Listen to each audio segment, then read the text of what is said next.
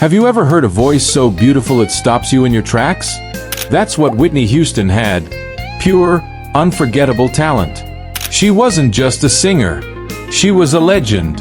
From the moment she opened her mouth, her voice connected with people all over the world. In this video, we're taking a heartfelt journey through Whitney Houston's incredible life. We'll explore her early roots, her rise to global fame, the unforgettable hits, her personal challenges, and the legacy she left behind. Whether you're a lifelong fan or hearing her story for the first time, you're about to understand why Whitney is still remembered as one of the greatest artists in music history. Let's begin the journey of the voice. Whitney Houston.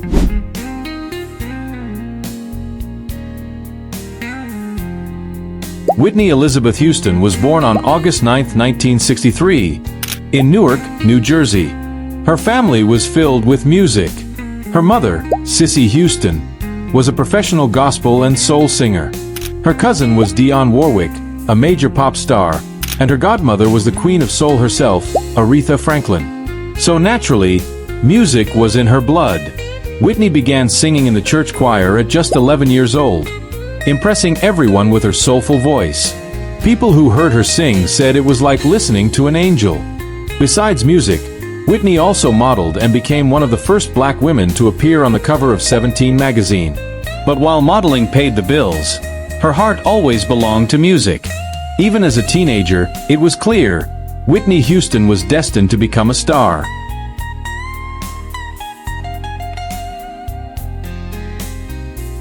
In the early 1980s, Whitney was singing in New York nightclubs when she caught the attention of music executive Clive Davis. He signed her to Arista Records in 1983 and began carefully crafting her debut. In 1985, Whitney released her first album, Whitney Houston. It was an instant success. The album featured hits like Saving All My Love for You, How Will I Know, and Greatest Love of All. Her voice was powerful, emotional, and unlike anything people had heard before. The album went 13x platinum and made Whitney a household name. She didn't just sing, she felt every note, and so did her listeners. By the mid-80s, she was performing on the world's biggest stages, showing everyone that she wasn't just another new artist. She was the next big thing, and her journey was only beginning.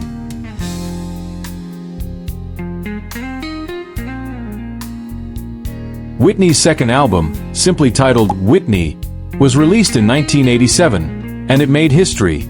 She became the first female artist ever to debut at #1 on the Billboard 200 chart.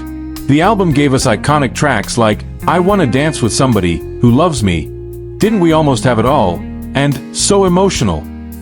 It was hit after hit, proving that her success wasn't just luck, it was true talent. With each note, Whitney reached deeper into people's hearts. Her sound blended pop, R&B, and gospel in a way that no one else could. She won multiple awards, including Grammys, American Music Awards, and Billboard honors.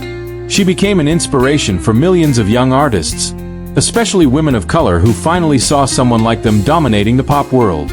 Whitney had arrived, and she was making music history with every song.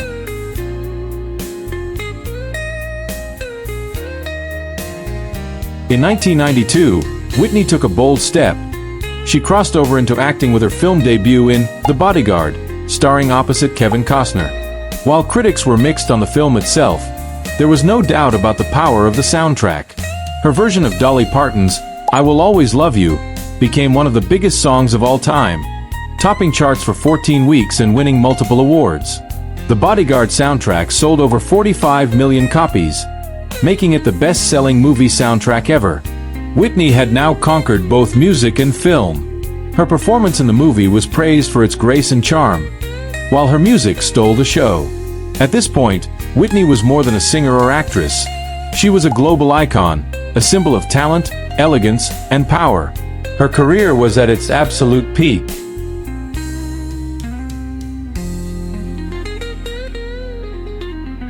After The Bodyguard, Whitney didn't slow down.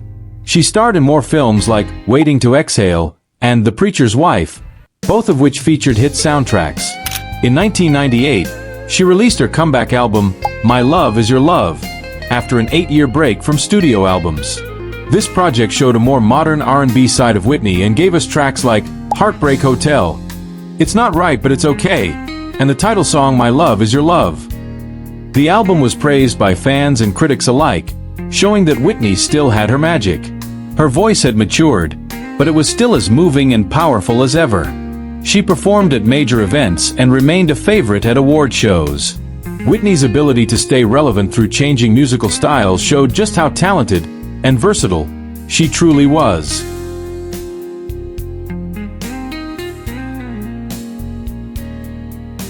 While Whitney continued to shine in public, behind the scenes she was facing serious personal struggles.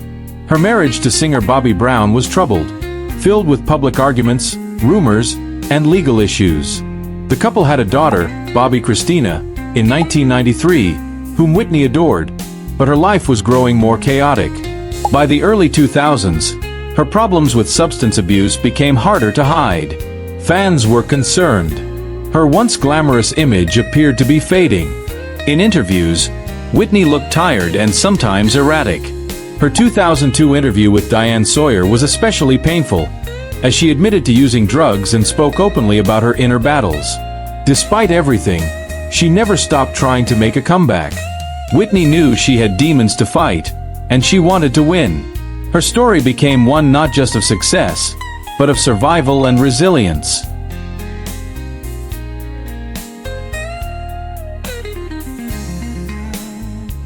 In 2009, Whitney released her last studio album, I Look to You. Many fans hoped this would be her big comeback. The album debuted at #1, and people were excited to hear her voice again. The title track, I Look to You, was especially emotional. It sounded like a personal cry for strength and faith. But even as the album did well, Whitney's live performances showed signs of trouble. Her voice, once crystal clear, was now strained. Audiences noticed she was struggling to hit the high notes that once came effortlessly. Still, she pressed on. She toured, gave interviews, and continued to work on new projects. People admired her for not giving up. Despite all the setbacks, Whitney wanted to heal, to grow, and to reconnect with her fans. She was fighting hard to reclaim her voice and her place in the world.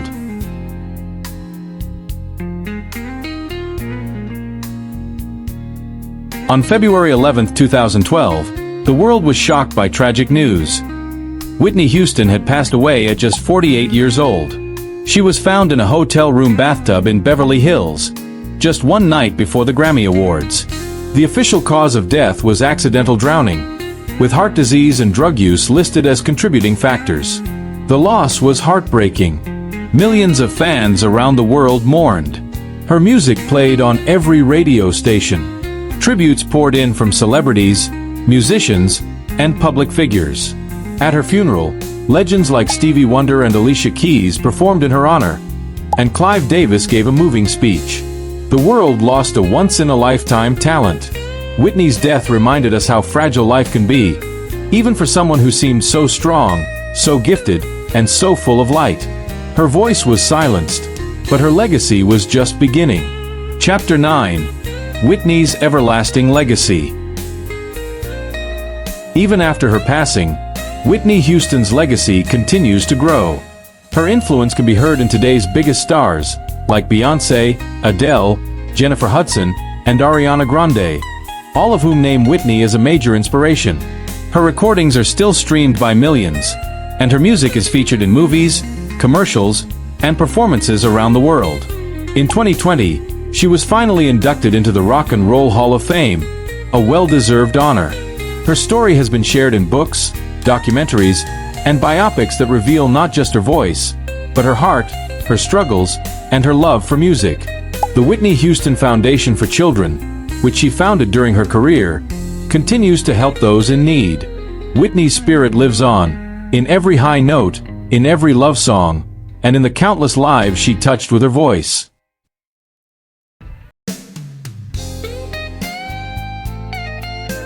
Whitney Houston wasn't just a superstar. She was a woman of strength, beauty, and soul. She gave the world songs that still make us dance, cry, and dream. Her voice was the soundtrack of so many lives. She faced challenges, yes, but she never stopped trying to shine. That's what makes her story so human and so powerful. Whitney reminded us that the greatest love of all is learning to love yourself. Her message was one of hope, love, and resilience. So today, we remember not just her music, but her spirit.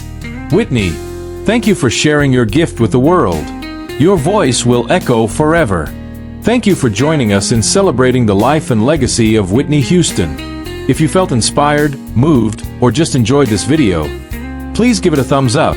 Subscribe to our channel for more incredible stories about the world's greatest music icons. And drop a comment below with your favorite Whitney song or memory. Let's keep her voice alive. Together, we will always love you, Whitney.